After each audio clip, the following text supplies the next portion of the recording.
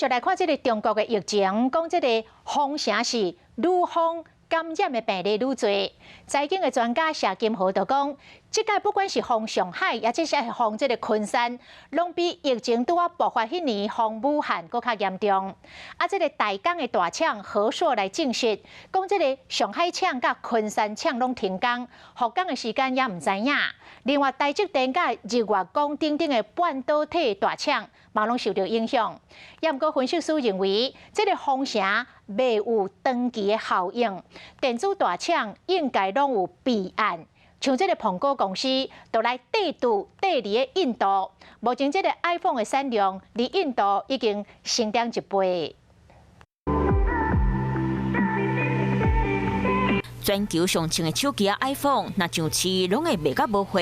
背后的上大工程有台湾和中国的大工厂，不过中国的疫情嘛严重，上海、昆山小林线封城，微博阁常常传出大厂救员工做事。暗时喺上海工课采检人员无用试试，因为若停工，就是了8外万，或者是10外万的损失。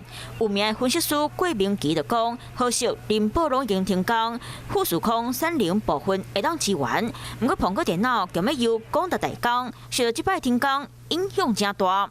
至少在苏州、昆山这边的一个影响相对是比较小的。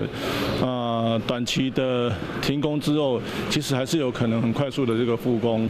毕竟现阶段是一个淡季的效应，影响的程度就相对有限。大厂分散产能的动作，其实伫咧2020年疫情压起来时阵，都伫咧做。苹果在号宣布开始伫咧印度生产 iPhone 13，真正的几代 iPhone，2021年印度的苹果产品的产量已经达到3.1%，是2020年的1倍。互大家看到中国清零政策和苹果拢受到大影响。也因为这样子，他们的产能也会往东南亚、往一些新兴国家做移动啊。更重要的是，地缘政治的风险也会让整个企业开始思考说，未来对于整个产能是不是要集中在某一个国家。中国实施清零，佮依赖制造业，虽疫情其实愈拖愈大，恐惊经济嘛歹恢复，嘛有跨国企业拢无想要来投资。华视新闻看起来，赶快订阅我们的华视新闻 YouTube 频道，欢迎按赞、订阅、开启小铃铛，最新最及时的资讯要提供给你。